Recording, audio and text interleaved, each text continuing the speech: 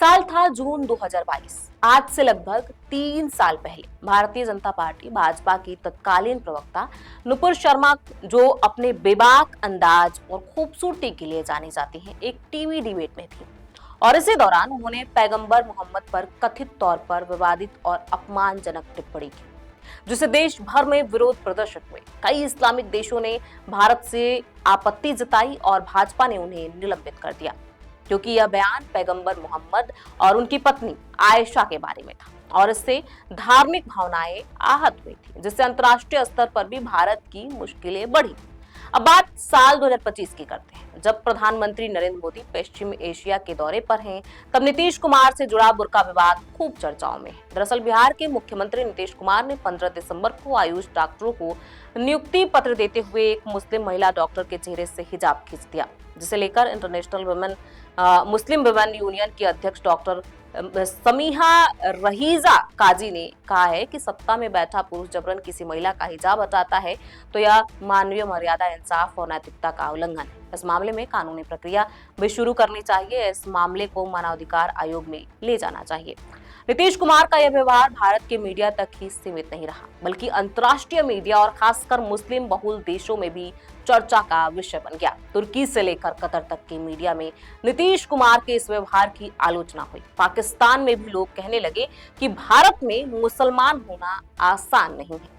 बता दें, जब नुपुर शर्मा की टिप्पणी को लेकर विवाद हुआ था तो कहा गया कि पश्चिम एशिया में भारत की छवि को नुकसान पहुंचाया जा रहा है और उन्हें निलंबित कर दिया गया। हालांकि नीतीश कुमार की बीजेपी की अगुवाई वाले एनडीए नेशनल डेमोक्रेटिक अलायंस में अहम साझेदारी है। ऐसे में लोग उनसे इस्तीफे की मांग कर रहे हैं और बीजेपी से ये उम्मीद कर रहे हैं कि वो कोई कड़ा कदम उठाए।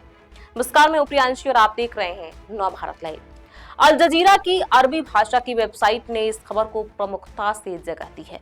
अल जजीरा ने लिखा है, इस घटना ने भारत में मुसलमानों के खिलाफ व्याप्त नस्लवाद की बहस को फिर से सामने ला दिया है। हालांकि वे देश की आबादी का एक बड़ा हिस्सा है और फिर भी उन्हें कई स्तरों पर भेदभावपूर्ण व्यवहार का शिकार बनाया जाता है।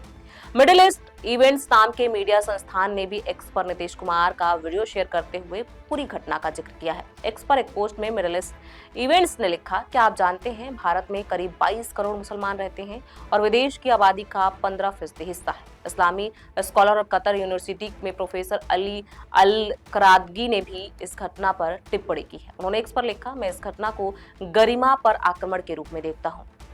मैं इसे ऐसे राज्य का संकेत मानता हूं जो भिन्नता से डरता है और इस तरह सबसे कमजोर लोगों पर अपनी ताकत का प्रदर्शन करता है। तो सत्ता आज हिजाब हटा रही है, वो कल किसी भी ऐसे अधिकार को छीन लेगी जो उसे पसंद नहीं है। पाकिस्तान के प्रमुख मीडिया संस्थान द डॉन ने भी इस मामले पर रिपोर्ट की। अखबार लिखता है कि भारत और पाकिस्तान दोनों देशों में इस घटना को लेकर रोष देखा जा रहा है। अखबार के मुताबिक इसकी गंभीरता को समझने के लिए किसी विशेष धर्म से संबंधित होना जरूरी नहीं है।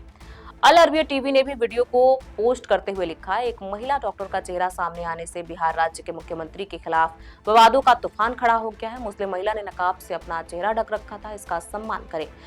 प्रोफेसर अपूर्वानंद ने एक्स पर लिखा है, नीतीश की यह हरकत किसी सभ्य समाज में भारी आक्रोश पैदा करने वाली होनी चाहिए थी, लेकिन हम हिंदू अब सभ्यता से ही नाराज दिखाई देते हैं। इसके बजाय मैं देखता हूं कि लोग इसमें आनंद ले रहे हैं।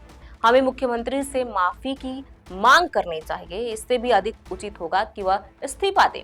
बिहार में जनसुराज पार्टी के अध्यक्ष और इंडोनेशिया में भारत के राजदूत रहे मनोज भारती कहते हैं कि देश में ऐसी चीजें होती हैं तो भारत की छवि पर दुविधा बढ़ती है।